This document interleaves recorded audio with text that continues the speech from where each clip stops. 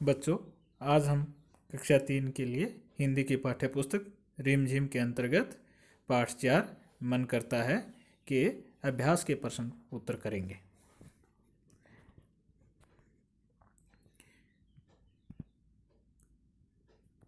पहला प्रश्न है, तुम पर कौन कौन दोष जमाता है, क्यों?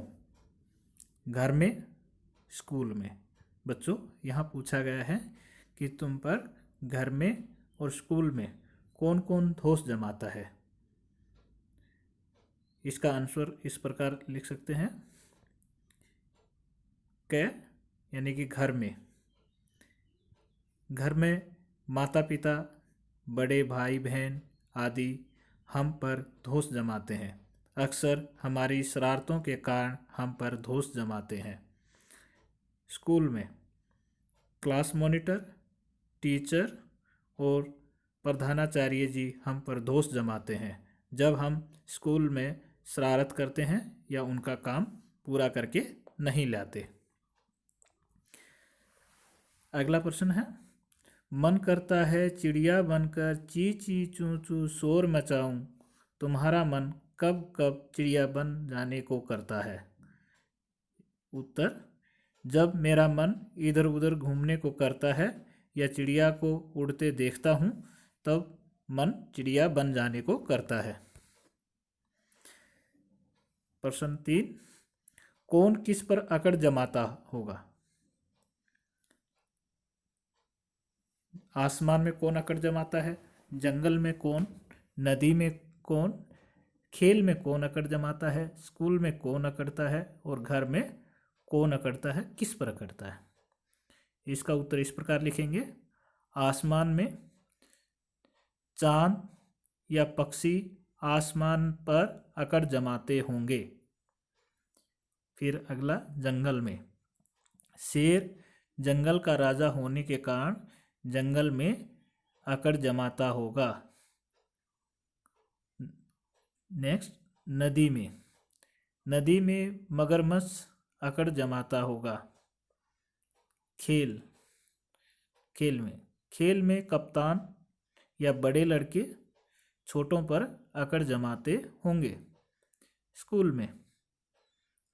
में मॉनिटर, अध्यापक या प्रधानाचार्य सब पर अकड़ जमाते होंगे।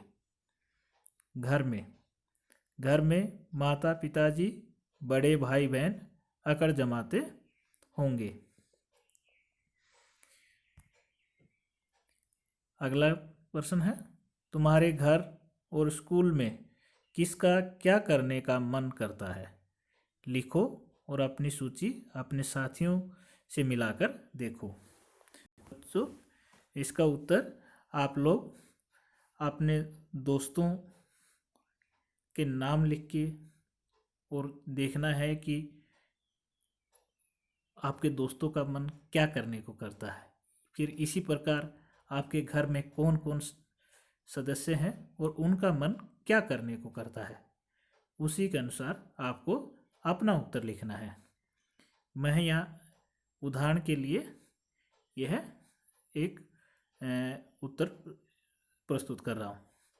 जैसे नाम, आपके घर में जैसे दीदी, गीता, साक्षी, रोहित। फिर इनका क्या करने को मन करता है? दीदी का मन खेलना और टीवी देखने को करता है। गीता का मन क्या करता है? हर समय बाहर घूमने को। साक्षी का मन क्या करने को करता है? हवाई जहाज से सैर करना। रोहित का मन क्या करने को करता है? खिलौने तोड़ना। फिर अगला प्रश्न है, सूरज आसमान में क्यों दौड़ लगाता होगा? इसका उत्तर इस प्रकार लिख सकते हैं। रोज संसार को प्रकाश मिल सके इसलिए सूरज आसमान में दौड़ लगाता होगा। अगला प्रश्न, चिड़िया शोर क्यों मचाती होगी? उत्तर इस प्रकार लिख सकते हैं। चिड़िया पेड़ों पर उछल कूद करके खुश होती होगी इसलिए शोर मचाती होगी। अगला प्रश्न है, चंदा तारों पर क्यों अकड़ता होगा? उत्तर इस प्रकार लिख सकते हैं, चंदा बाकी तारों से बड़ा व ज़्यादा चमकदार है इसलिए अकड़ता होगा। अगला प्रश्न, दादा घर में कैसे दोस्त जमाते होंगे? उत्तर इस प्रकार लिख सकते हैं, दादा घर में शरारत करने को मना करके कहीं आने जाने पर रोक लगाकर दोस्त जमाते होंगे।